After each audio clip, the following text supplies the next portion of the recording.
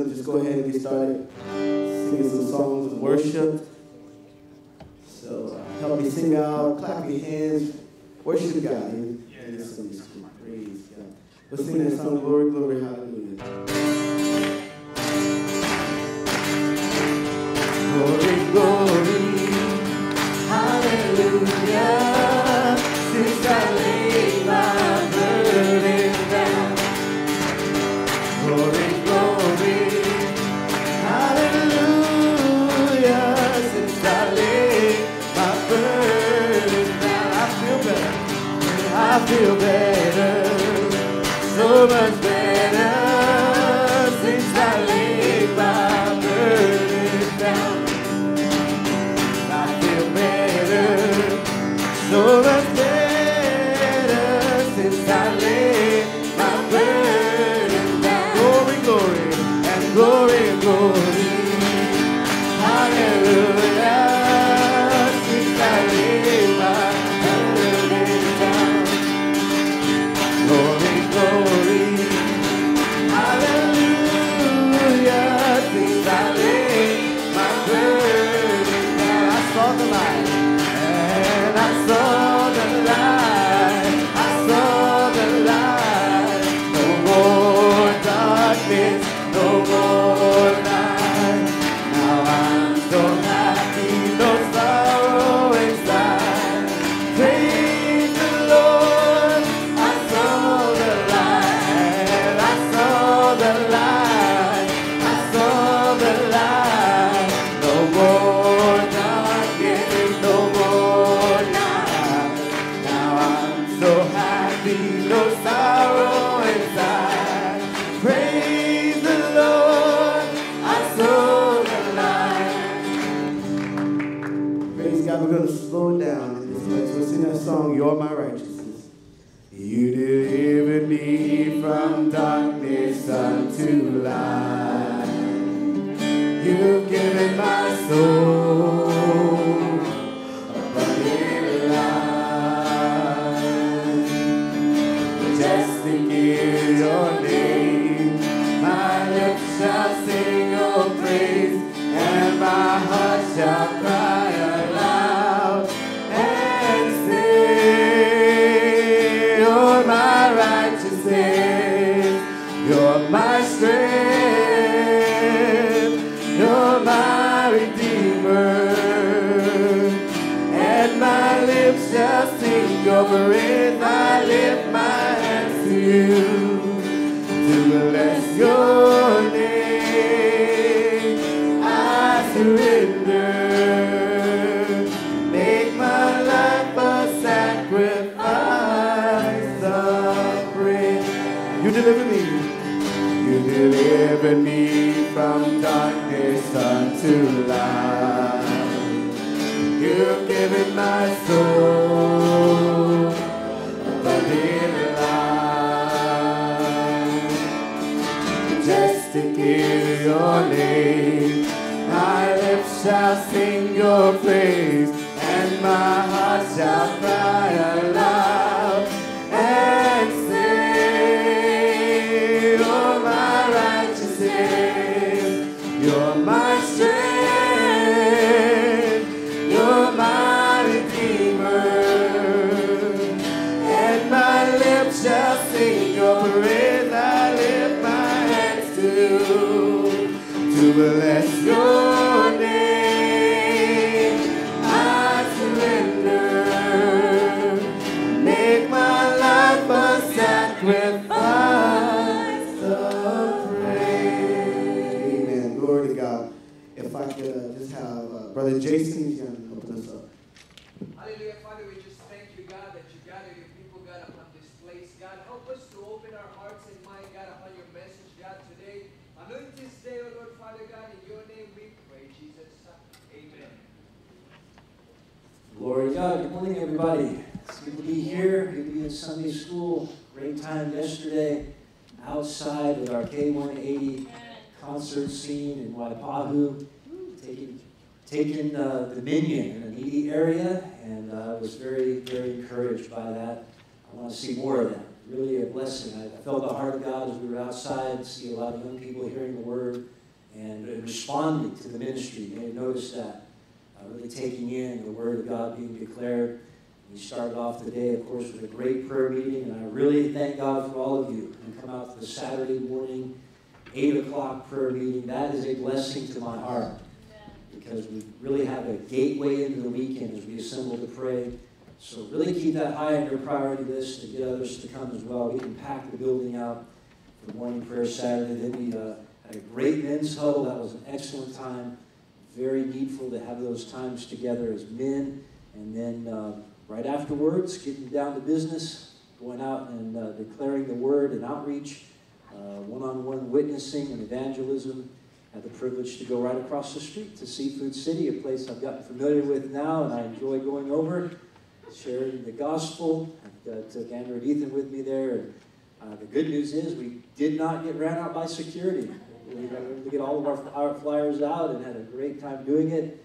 And so I count that a great victory. And then to come back and to see God move there in the park yesterday, I count myself a blessed man to be a part of this great move of God.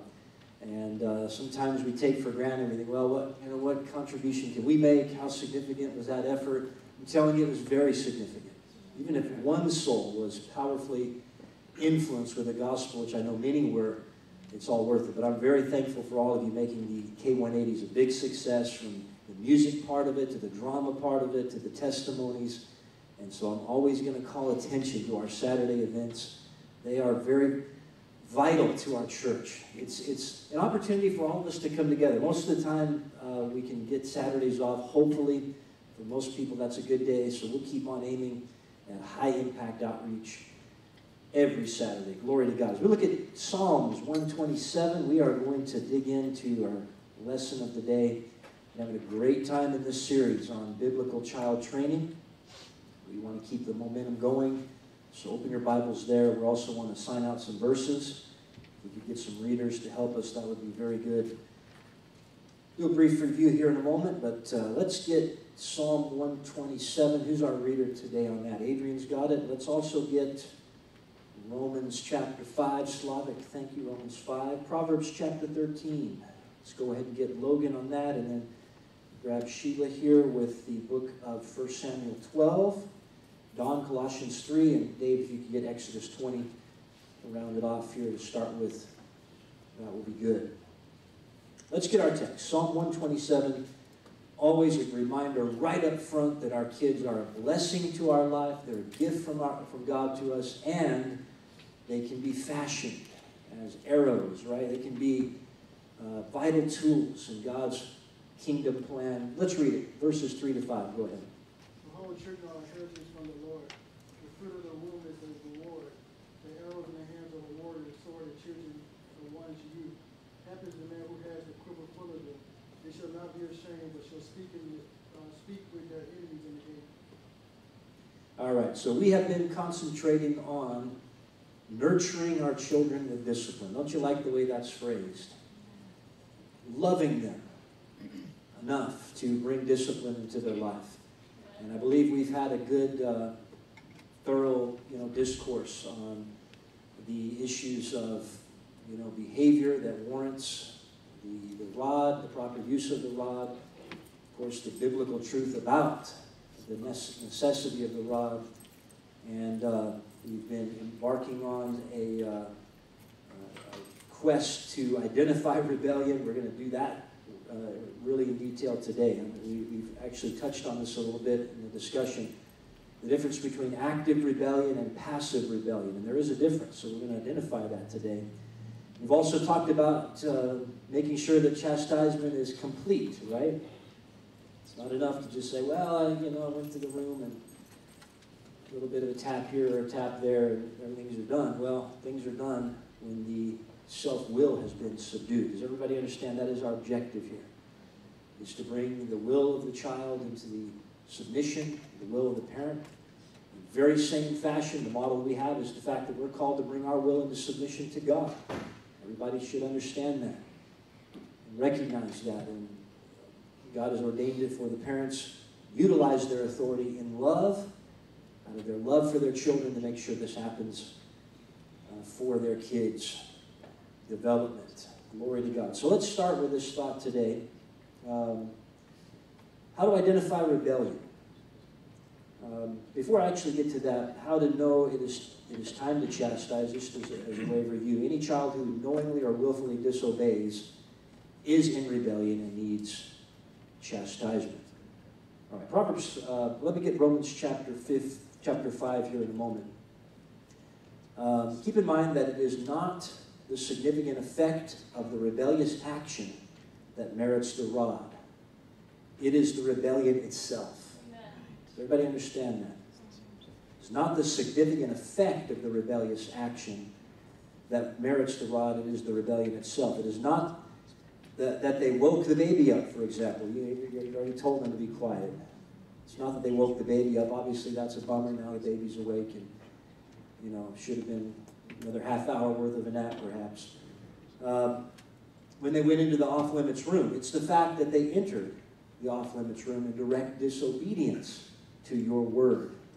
It is not the fact that they only took a crumb of cake after they were told not to touch it. It is the fact that they intentionally disobeyed you. Does everyone understand that?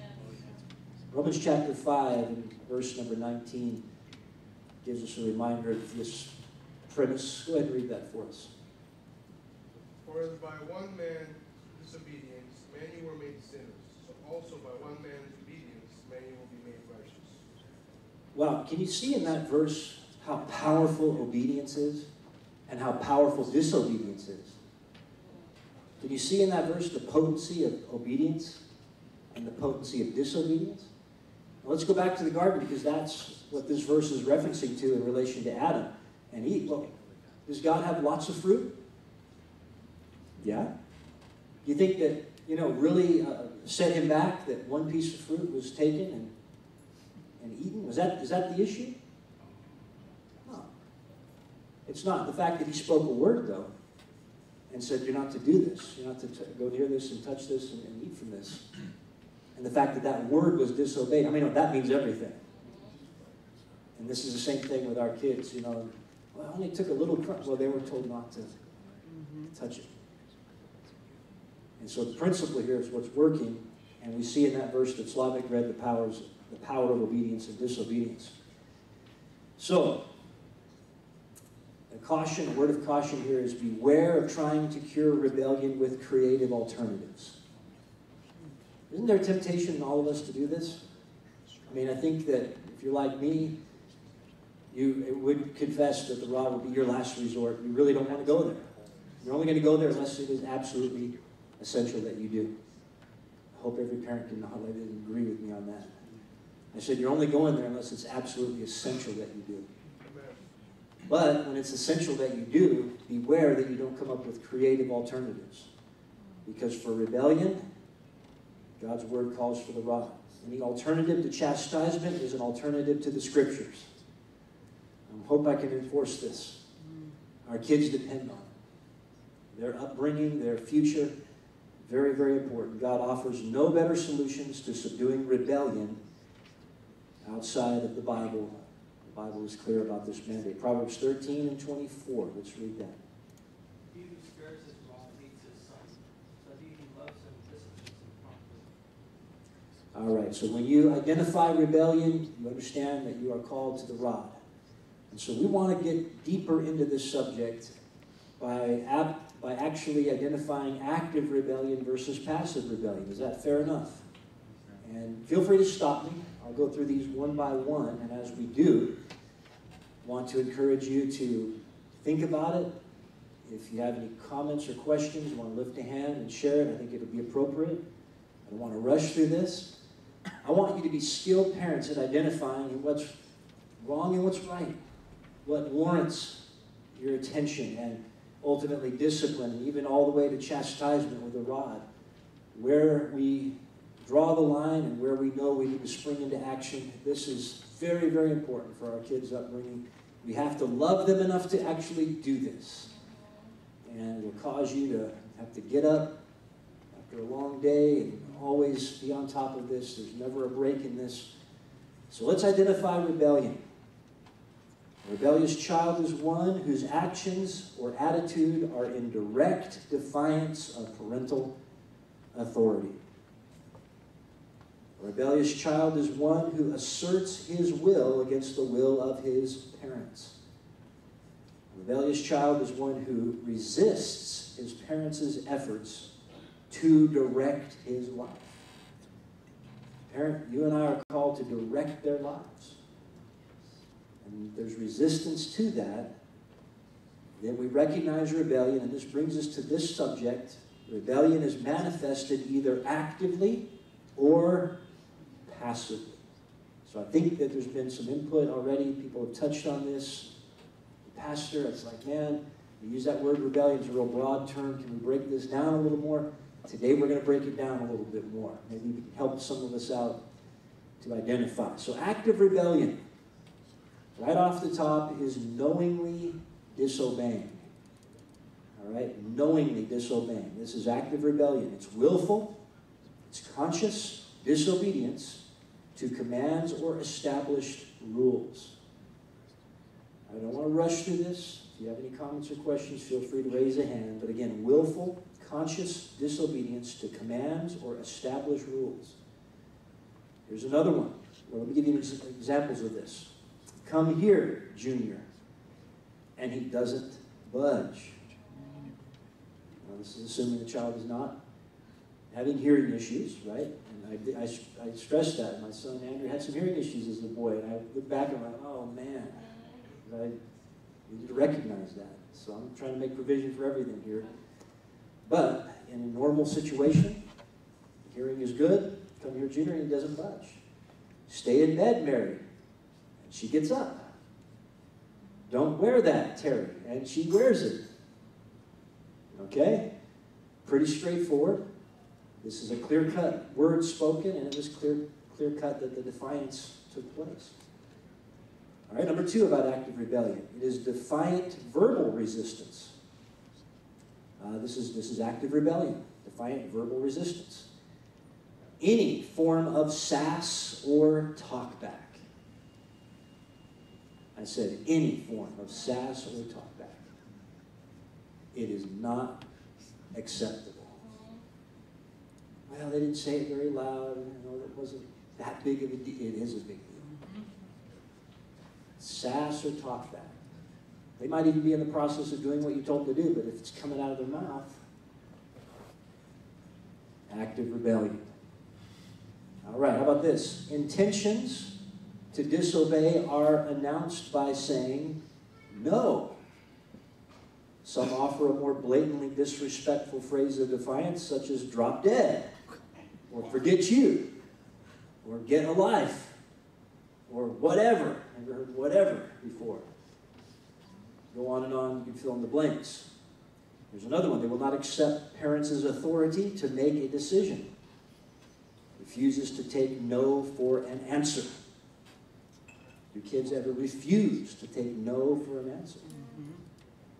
All right, they come to you, they're real, energized about something, and you make the calm, cool, collected statement, no. But that's not sufficient. So it's just like a pressing and a crossing of the line there. All right, here's another one. After receiving parents' decision, voices opinions relentlessly, even after instructed that the discussion is over. You know, when you say the discussion is over, as the parent, the discussion is over. Another word is to be brought forth. And so, of course, when there's this relentless, wanting to object or what have you, you have active rebellion. All right? This is often fostered by parents who cave in to verbal resistance. There's another one, hitting parents. Have you ever watched a child, I know, thank God it never happens here, but have you ever watched a child out in public where the kid actually rolls up a fist and tries to hit mom? Or slaps mom, or pulls mom's hair? I have seen it. I've seen it while I've been here in Hawaii. Here in Hawaii. This wonderful land where we live. I've seen it here. And makes you want to roll up a fist, that's for sure. You're ready, but you can't. But the bottom line is you know you have active rebellion. Free vent is given to anger. Toddlers may slap, bite, or kick. Older children may spit. Teens may use their size and strength to cause serious injury. And of course, that's a bad scene when it's now moved into the realm of the teenage years and they're as strong as their parent or sometimes stronger. All right. Throwing temper tantrums is, of course, active rebellion. Pitching a fit because their will has been thwarted, rather. Toddlers may hold their breath. You ever seen a toddler holding their breath? I know you're the parent is saying, okay, just hold it, that's fine. No worries on my part. Well, or they go stiff, or they go limp. They cry uncontrollably, they fall down, pound their fists on the floor. This is throwing a temper tantrum, and it is always active rebellion. Any age children may stomp their feet, scream, yell, throw or hit things, stare and glare, slam doors, etc. Let's insert 1 Samuel chapter 12 here in verse number 15 before we go on any further with active rebellion. 1 Samuel 12:15, go ahead. However, if you do not obey the voice of the Lord, but rebel against the commandment of the Lord, then the hand of the Lord will be against you, as it was against your fathers. All right, so here we have Samuel. He dealt a lot on this subject, targeting the subject of rebellion, and of course the hand of the Lord being against rebellion. Another active rebellion, surefire active rebellion identified is ignoring instructions. After receiving parental instruction, they continue to do as they please, as if they had never been spoken to. Active rebellion. There's another one. When receiving a tap under the table. Parent ever gave your kid a tap under the table at the restaurant. The infamous tap, right? Or that look that you give them, right? Which obviously says, knock it off. They look away or pretend they receive no communication. So Rep. Bradley makes a note here and says the parents who are blind to this form of rebellion will allow a child to not answer, perhaps even excusing their misbehavior as fatigue or just in a bad mood. Well, you can't do that, parents. You got to recognize how important this behavior is and has to be dealt with. All right, and here's another one. Resisting a parental initiated action. Active rebellion. A parent chooses to initiate an action requiring their children's involvement, but the child refuses to cooperate. The child moves their shoulder away when a parent reaches out to embrace him. How about walking along? The parent reaches down and takes their child's hand, and the child attempts to pull it away, perhaps continuing to tug until the parent lets go. All right? There's another one. After being placed on their parent's lap, they attempt to get off. They should be permitted to respectfully ask to get down, but only after the parent is satisfied that they are willing to remain. All right, how about this? While being held in their parents' arms, a toddler struggles to get down. Okay, you're watching resistance here, and defiance. Go limp or run away when being ushered down the street. You reach for something in their hand, and they hold on to it or pull it away from you. They must be made to place the object in your hand. All right? Do not grab or force from them something unless it is a dangerous item, of course. All right? After being placed in the high chair, a toddler arches his back and strains against the seat belt. All right. All right, they undo something a parent has done. For example, let's say you are, listening to the radio and you turn it down. They go over and they turn it up. Active rebellion. You've made it clear just by your actions. That's the volume you want it set on. You're the parent. That's the volume it's going to be. They go over there and right behind you and turn it up. Something's not right about that. You got some active rebellion. Or perhaps you turn the light off and they go and turn it on, or vice versa. Everybody get the picture here. So we're painting a broad canvas, I realize, but I want to stop and open this up for a moment about active rebellion. It's very important, parents, that when you see it, you don't let it slide. You recognize it for what it is, and you respond to it the way you should. Kid. So, he's saying that all of these forms of active rebellion, we should like really chastise them as and bring the ride, like regardless, for all of these. The list I went through describes active rebellion. And I want to be cautious by saying to all parents that make sure things are well established and very clear.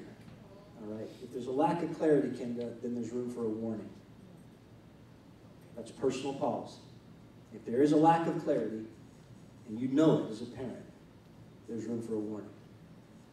But I'm telling you, when it's clear and it's defied, it's judgment time. It's active rebellion. There's no alternatives. Scripture does not provide alternatives. I know we're always wanting one because it'll avoid the conflict part of this. It'll, avoid some headaches on our part. And the process can be involved. You go into the room, and bring the rod out. It takes time. It requires a clash of wills, doesn't it? And you have to make sure you win it, parent. You have to win it. But yeah, that's what I'm saying, and I hope that's understood. I want to grasp where we're coming from here. Sheila. Just an example, when my kids were young, we actually stayed at church all day on Sunday. They would come in the morning for church, we'd bring our lunch, and then we had music practice in the afternoon before evening service. So one day, the kids would just hang out, but with very strict boundaries. And one of them was doing something they knew was wrong, and I was trying to be creative. And I said, when we get home, you're putting away this specific toy, and you're not going to have it this week. And I hear, I don't care, I don't like it anyway, I have other things. Excuse me? Let's go, I was trying to be creative, do something else with the rod, but here we go, it was just like, oh my gosh, this little kid is talking back to me. We're not asking who it was. Can we get an age? Can we get an age on that? I'm thinking 5 or 6. What year was that? No, I'm just kidding. Right, okay. All right, we got you. So there you go, man. You heard it right there, and I think we can relate to that. Judging by the response, I think there's some folks that can relate. Galen, good thoughts this year. So is it liable when it's children that's going through some medications? Great put, and again, we don't have a cookie cutter thing here. We take everything by the actual circumstances that we're dealing with. So absolutely, I factor that into the equation. If there's something that changes, that's different from the norm, the medication, for example, I absolutely make provision for that. No ifs, ands, or buts about it. Good question, too, because that's common today. It needs to be understood. Good. Slava. So, this uncle's asking us, watching the stream. Okay. That's, I don't know, but he's asking if it's okay to correct other children, as you see active rebellion. Maybe it's kids you know, or obviously if you're in a store and somebody's kid, you're not going to go there and say, who's their mom?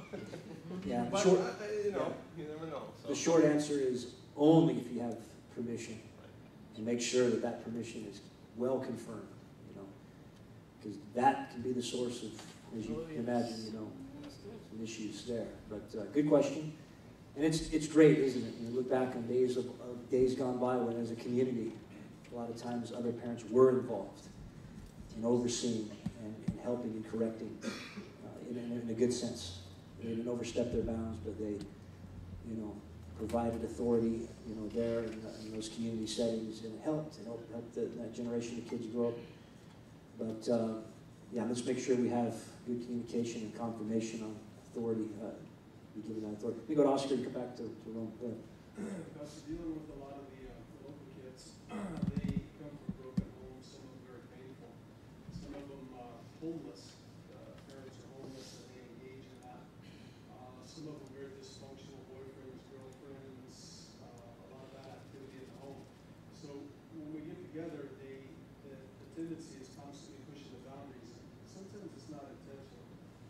just want your take on it. Yeah.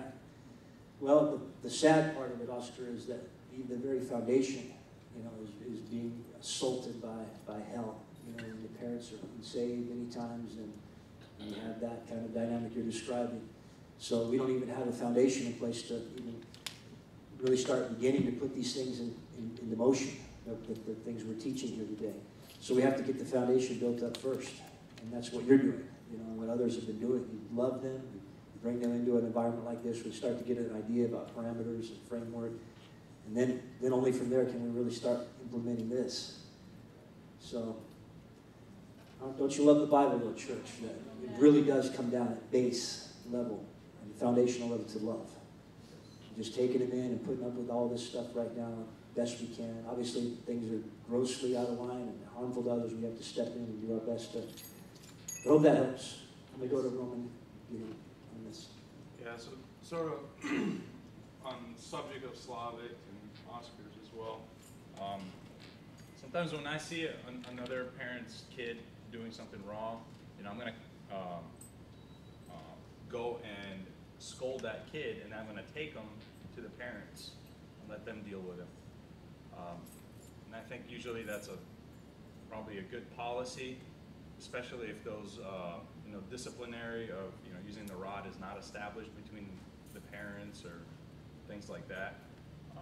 That's probably the smartest thing you can do, because then you're establishing, hey, that behavior is not acceptable in the community, and then you're bringing them to the parents. Sometimes when you just say, I'm going to go tell your dad, that puts the fear of God in them right away, depending on, Well, I appreciate your input. I would say that if you have a relationship with a brother or family where that's applicable, good. Be careful, though. That can definitely backfire. So there's just be careful about that. Bottom line is we appreciate the help we get, in a church setting. We value that. I think you're touching on that, bro. Yeah. At the same time, there could be a scenario where that could really backfire. So, parents, just be careful. I think we're getting a good balance on this, and we really do benefit, though. I can tell you this, church, from the fact that we can bring our kids into a setting like this. I'm just touching on it, and I have other authorities and parents who are godly parents watching over, and caring for our kids, not just us. And that's one of the benefits we have from being saved and being members in the body of Christ. So, good thoughts there, Natalie. How about when siblings are fighting? Should they get the rod every time they fight with each other? Discipline them for fighting with each other. So, like, if it gets physical or they're yelling at each other, what do you give them the rod for that? Yeah, well, as a parent, you're going to have to establish what happened, do your homework. You're going to have to find out, there could be one who's in violation and the other's trying to defend themselves, for example, and one who warrants the rod, and the other may just need correction, or maybe they're innocent. But you'll have to do your best to find out what's going on. But if they're both willfully, misbehaving, then, that's unacceptable, obviously, for them to be harming each other. And rod would be warranted. You've established the rules in your house that there's no fighting. So good thoughts there. Stephanie, one more. I'm sorry. I was just going to say to the comment of the kids that are new, it's like I remember being a new convert at 16. There's things, because my house wasn't like these people's houses where they had their mom, their dad, and all this established different things. There's things I did not know. And people had grace on me. I mean, I was 16. I'm not running around acting crazy, exactly. But there were still things that I was dealing with for like 2 years. You know what I mean? Right. And people had grace on me. So these are kids, don't have no boundaries set in their life. How many more years would I have to pour into a kid who doesn't have that? Yeah. You should have grace on people, because that's what you had when you were a new convert. Yeah. You know what I mean? So. Yeah, I agree with that, Stephanie. I agree with you. It goes back to the thought of Oscar there about the foundation being love. And, I've seen it, though. I'm watching you guys with these young ones that are coming into our assembly, and I see a lot of grace being given to them. I'm not saying we've done everything perfectly, but good point. Bottom line is we do also want, the balance to that would be if we see behavior that's distracting, for example, interrupting a service, it's going to have to be curbed. And that just requires a person with tact, a brother or sister that has the ability with tact to go in, intervene, bring a word of correction, and appropriate correction for that. But good points, good thoughts there. I want to move into the realm now of passive rebellion. All right. First of all, Colossians 3:20. Let's get this groundwork back in place. I touched on this in a bit. Let's read these verses. Colossians 3:20. Go ahead. Children, obey your parents in all things, for this is well-pleasing to the Lord. All right, I want to insert that thought there. In all things, this is well-pleasing to the Lord. How about Exodus 20 in verse number 12? Honor your father and your mother, that your days may be long upon the land which the Lord your God has given you. All right, so we have these reference points. We're standing on good ground as we move forward. Dealing with the subject of rebellion, we see God's heart in these verses. And I want to talk about passive rebellion now. Rebellion, which is passive in expression, tends to be less conscious, tends to be less premeditated than active rebellion. Everybody hear what I just said? It's less conscious, it's less premeditated. And again, as parents, we should be praying, shouldn't we, for discernment and wisdom to know where this line is and what we're experiencing, what we're seeing, what are we witnessing in our child's words and their actions. Parents, would you make a commitment to that? Ask God to give you wisdom and discernment and to know what this is about. To understand the difference there. It's less conscious, less premeditated than active rebellion. It is more of a rebellious reaction than a planned action. Does everyone catch the difference there? It's more of a rebellious reaction than a planned action. All right. Those passively rebellious are often unaware of their defiance, requiring parents to work harder to expose to them their rebellion. Don't you love to hear those words, parents? Requiring you to work harder. All right, that's what we need, though. We need parents that are willing to work hard at this. Who are committed to saying, okay, you know what? I've been blessed. God bless me here, but I need to do my part. So let's talk about passive rebellion. Let's start right off the top with this one. This is an interesting category. Consistent forgetfulness. Some of you are already saying, active rebellion. I'm not falling for that. Selective memory. Bring the rod out, right? So, I didn't say selective forgetfulness. I said consistent forgetfulness. Passive rebellion. Okay.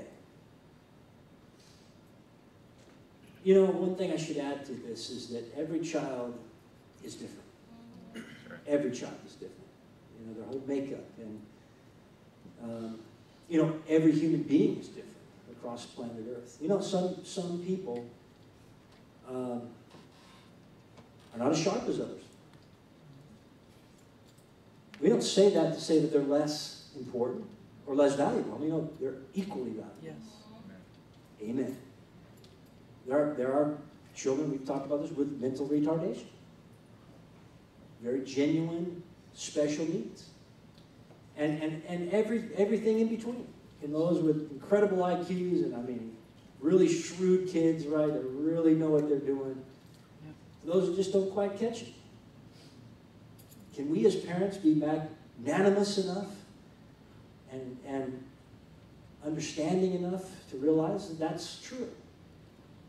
And so we have to be careful. We have to be careful no matter what. When you immediately go to grab the rod, you be careful. It should never be immediate. It should always be, does this warrant the rod? So passive rebellion, consistent forgetfulness. Let's break that down a little bit. Common to children is occasional forgetfulness. Consistent forgetfulness, however, is a form of rebellion. I'm not arguing that. It's just passive as opposed to active, right? When they can remember to set their alarm and dress themselves for soccer practice, but habitually forget to take out the garbage, they are demonstrating they can be capable when they choose to be. They just need greater motivation. That's where you come in. Provide that motivation, right? Remember the entire, they might remember their I don't know, favorite basketball team, you know, all the names of the people there. But forget to do their homework or make their bed. They remember all that is important to them. So, consistent forgetfulness, passive rebellion. Let's go on. External obedience with a bad attitude. External obedience, they're obeying, the attitude's not right. Passive rebellion.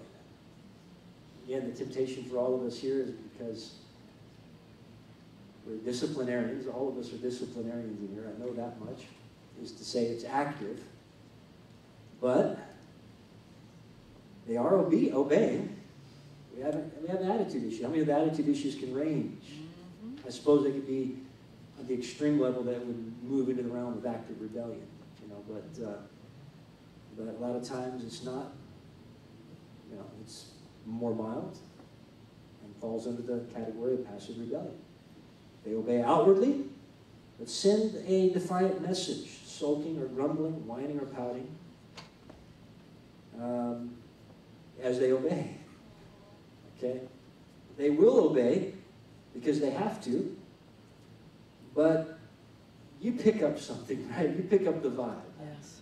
I don't know how else to describe it if you're a parent. You know what I'm talking about. You recognize it.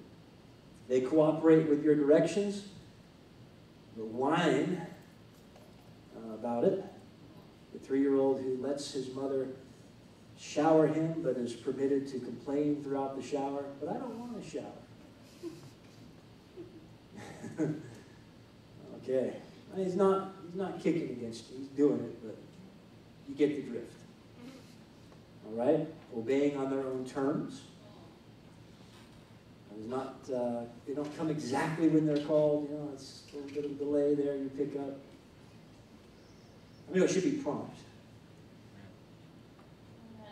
Doing it, a little bit of foot dragging going on. All right? Does just one more after being told to stop. Stop clapping your hands and say, well, nice clap. And they stopped. How many of you just pick it up? You're just like, okay. Let's see there. All right. Or perhaps dictate the terms. I'm getting a drink first. Be there in a minute. You know, it just puts you as judge and jury at that point. You have to really, be careful, parents, not to fly off the handle. Guard your emotions and not over-respond. All right, doing what is required, but how it should be done, passive rebellion. They do chores, but not by parents' established standards, right? They did the chore, but not up to the standard that you have made clear to them that they're to reach. Dishes are not quite clean. Bed is not quite made the right way. It's not made properly. Bedroom is not ordered as required. You direct them to sit in their high chair and they squat.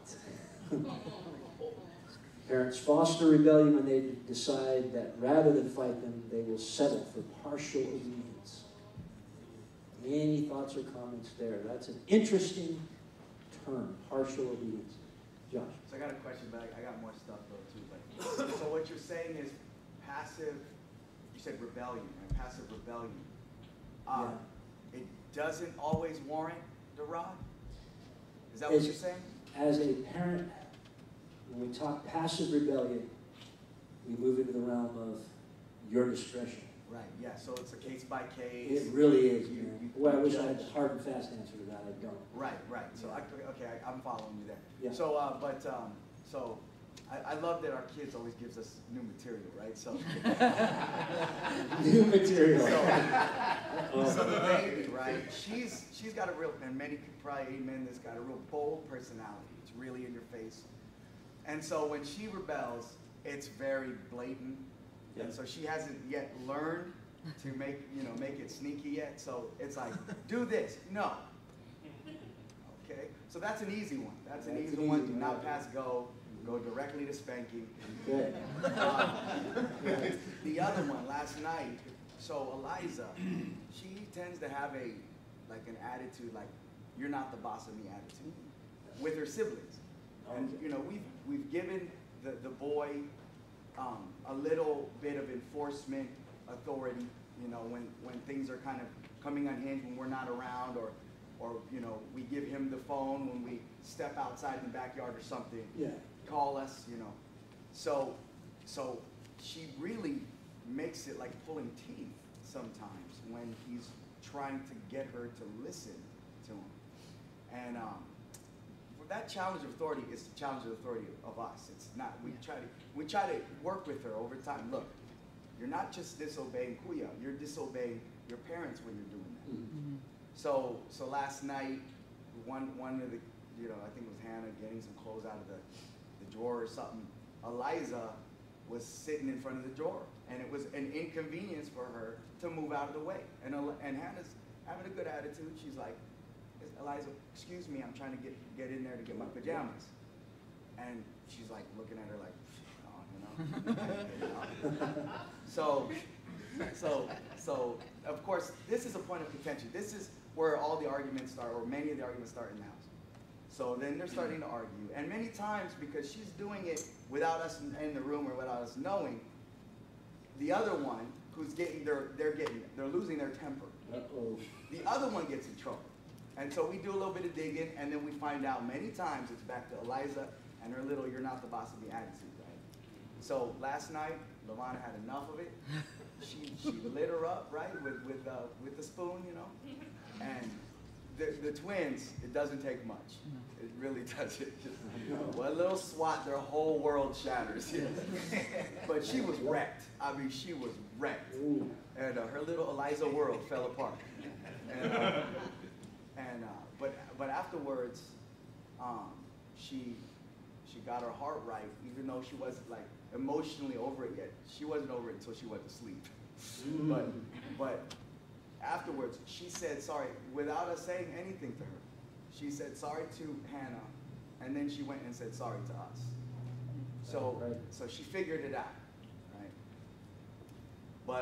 But that's maybe an example of passive rebellion. Like she didn't really know. That's kind of her reaction. That's her personality. Yeah. That's her reaction. That's that. Yeah, I see how it could be. I really do. And again, that's where parental discretion comes in, and good thoughts, because I think we can all relate to some of that activity. I have one more question, though. Yeah. So it seems like you've made a distinction between passive rebellion and passive aggression. Because passive aggression is actually active rebellion, right? Because passive aggression, you're actually intentionally, or maybe even premeditatingly, you know, you ask your kid to get you some water with some ice in it, and they drop the ice, and they're like, Dad and Mom ain't looking. This is going to be my little secret. That's active rebellion, but it's passive aggression. So it's two different, there's a distinction there, right? Yeah. Bottom line is that, man, it's like, you know, threading a needle sometimes to determine what those activities, what those actions really are. And that's really where the God factor comes in. I mean, we just have to have God's help in that. But yeah, you're right. Point well taken, and good testimonial too. I enjoy when parents share actual events in life. That helps. That brings more light to it. Give. So if at this point, I was thinking. I mean, when he said that, I was thinking, man, just football. Solves all the problems. No, I was thinking, so if for some reason, going back to the medication, they say if the reason is that the medication is actually evolved into that, it's actually causing that, and it's out of character from the child, is it considered the medication or is it considered the child? Using medication, yeah. Yeah, it's just such an abnormal event, you know, to have any number of sicknesses or diagnoses and then be put thrust into a new realm of those medications. I wouldn't implement it the way I'm teaching it with that scenario at all. And I would wait for that to subside, you know, for the child to be weaned off of them, and then you know where you're working with. It's proven. It is absolutely proven that those alter moods, alter behavior, and in some cases, the medications are very, very necessary to address very serious illness and things like that. I just wanted to make sure. Yeah. So yeah, yeah, You know, definitely, it's just definitely. an area that I feel that I'm very uncomfortable with. Mm. You know, and Yeah. it puts a parent in a situation where they're just they want to do something, they know it's like was that I don't you know, and then you just like you know let me just back away from all of it. Yeah, any encouragement to you and other parents here, I don't have any doubt about what I'm saying on that. Period. No doubt so. So be encouraged and all right, we won't go any further with this lesson. We've got 2 minutes, maybe a minute left for 1 or 2 more comments. Good input, good questions. We'll go to Dana. But I think it's important sometimes to make a distinction between the parents themselves, because sometimes what will get the goat of one parent, it really isn't a big deal to the other one. But if my kid, like Sheila's young one did, you know, said that, well, that doesn't bother me anyway, because I remember I remember hearing that from one of my kids. But it didn't really seem to make a difference, you know, oh, it's not a big. So it's so important for the parents, and I hear Josh testify all the time that he and Vana are on the same page. So it's so important. That's such a vital aspect of disciplining the children when both parents are involved. Yeah. Because you know, it's just, they need that consistency. And if one, my experience here is, you know, I know which parents I can go to. Like if I see a child that, I hope Steph doesn't mind, but she called her girl to her yesterday like 3 times. But you know, she just wasn't paying attention. And I said, Alana, you know, your mommy called you 3 times, and you know, she just kind of. But when I knew that with this child, because I have a relationship with the mom and the dad, I knew that I could tell the mom or the dad that, look, you know, well, as that was happening, Daddy was coming in, so you know, it just happened to be, oh, Daddy, well, Mommy just called your baby girl 3 times and she didn't listen, and Daddy right away, you know. So, but there is a difference between parents, and there's a difference between couples too. I know which couples I can, I have a relationship with, and I can take their kid and look, you know, this child was sassy, or this child didn't listen to mommy, or you know, whatever the case may be.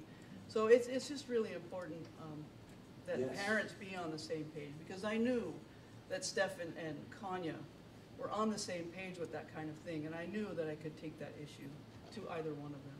Very good point, and corresponding with what Roman said earlier. Very good. One more. Let's go to Jean. Out of time. Sorry, guys. One more. You know, as you were saying those things, especially, you know, like different situations that you have to,